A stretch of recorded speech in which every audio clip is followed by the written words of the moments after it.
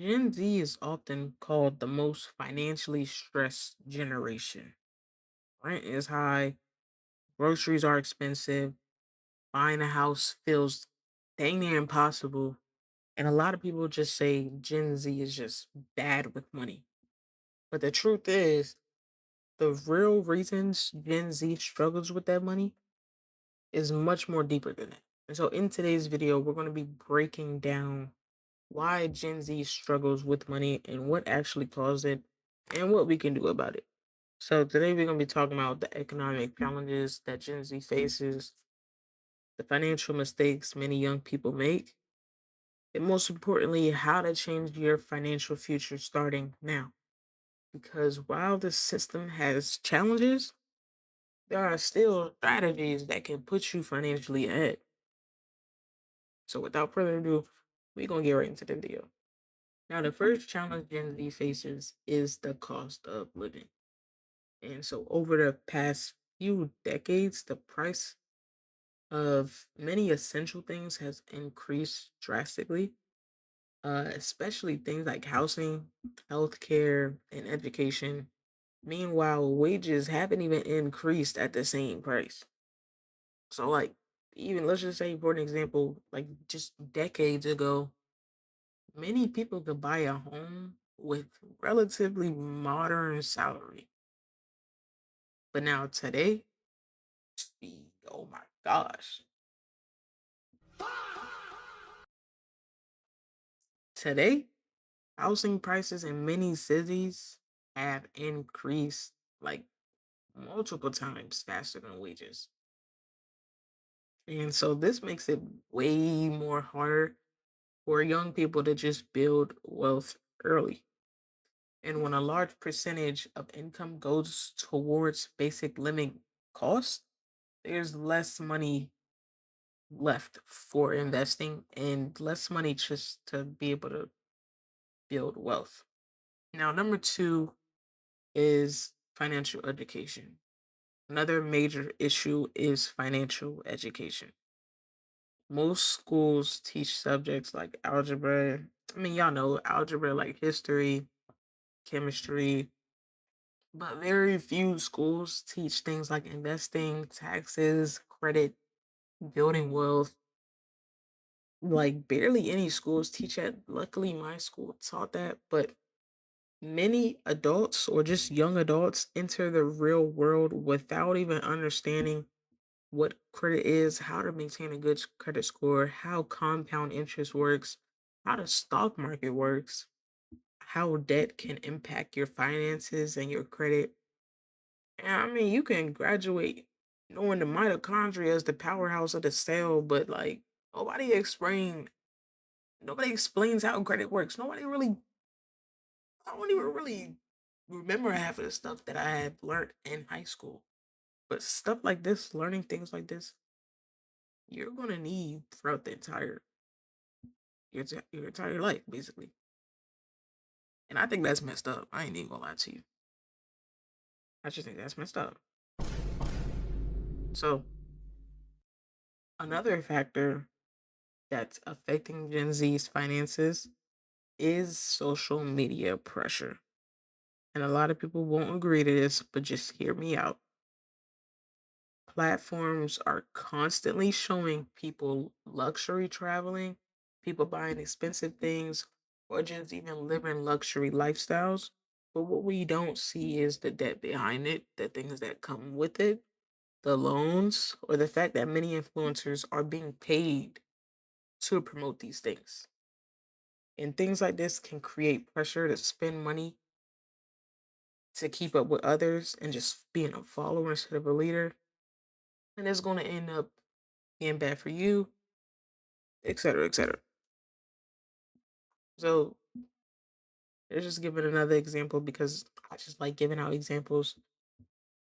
Someone might see a luxury lifestyle online and feel behind financially just because they see other people living a luxury lifestyle. And you feel like you have to live that lifestyle too because they're the same age as you. But often the image that we don't see online is the reality that reflects. Have you ever felt pressured to spend money because of something you saw on social media? Me personally, I have a couple of times, but then I stopped. But just let me know if you have. I'm curious to how many people relate to that because I feel like the numbers are a lot. But yeah, I just want to know. Just let me know in the comments. And so another major issue that many Gen Z individuals face is debt. And so a lot of people don't even know what debt is, but this can include things like student loans, credit card debt, car loans. Debt itself isn't always bad, but high interest debt can slow down wealth building significantly. So let's just say if somebody carries a credit card balance with a 20% interest rate, it I it becomes very difficult to build savings or investment portfolios based on that 20% interest rate. Instead of money growing, it's constantly going towards interest payments.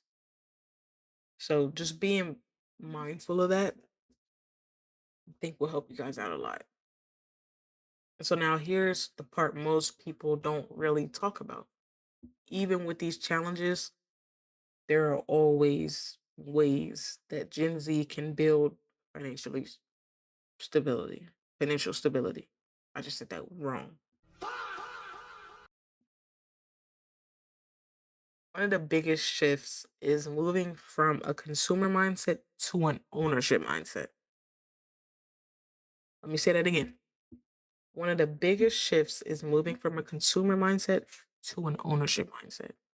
So consumers spend money on things that lose its value. Owners invest money into things that grow. This can include assets like stocks, real estate, and businesses, etc. The earlier someone starts investing, even small amounts, you can start with as little as $100, $5. You don't even have to start with 10,000, $1,000 like most people are suggesting. If you just start, it will compound over time. And so even if you just invest small amounts, the more powerful you are. And so here's something interesting. Someone who starts investing just a few $100 a month in their early 20s, let's just say, can potentially accumulate hundreds of thousands of dollars over time. But the key isn't a huge starting amount, it's consistently putting money into that asset. So, like I just said, you can invest $100 a month, you can invest $150 a month, but it is transitioning your mindset to thinking I need to own this instead of I need to just spend this money on whatever. Every time you get a paycheck, you need to be putting some of that money towards something that's going to accumulate and compound and grow over time. So, what can you actually do to improve your situation? I'm glad you asked. It's like, so here are a few key steps, and I think step one is going to be to learn financial literacy. I teach this all the time. But understanding investing, understanding taxes, and money management is very powerful for you, and it's going to be very powerful for you. Financial education changes how you make decisions.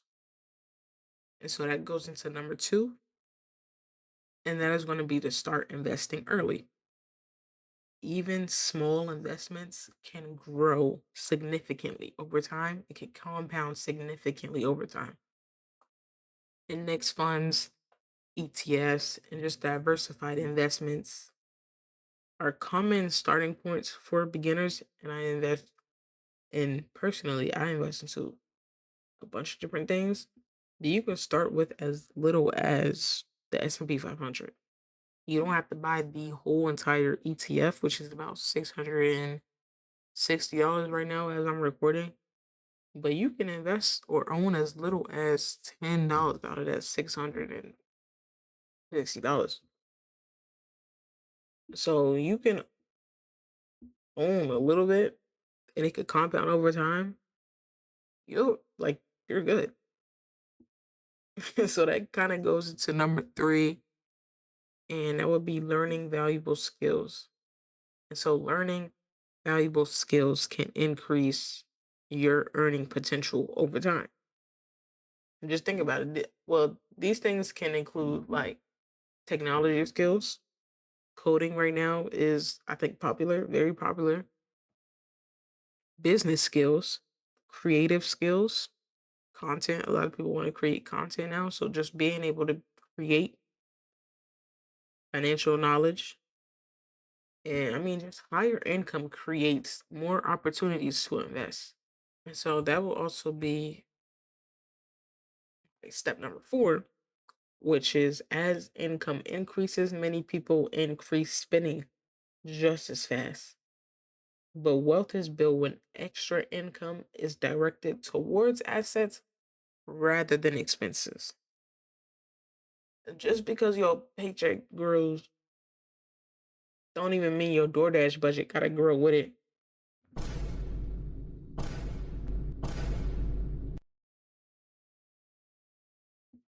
Sorry, now. But I mean, just like if you make more money one month than the last month, you should put that money into something that's gonna grow. Your bank account will thank you later.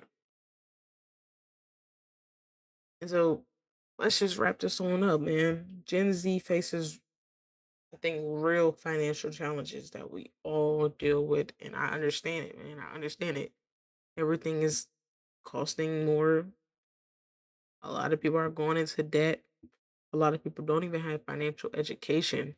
But that biggest advantage Gen Z still has is time. We're just now getting into the real world. We're just now learning how to invest, how to build credit, how to do all of these things. I personally teach a bunch of these things. There are a lot of creators and a lot of people who are teaching these things. You can learn from these people, no matter what age they are. But starting early with financial knowledge and investing can create powerful long term results. Because building wealth isn't just about getting rich quickly. We don't have to keep following this kid rich quick schemes.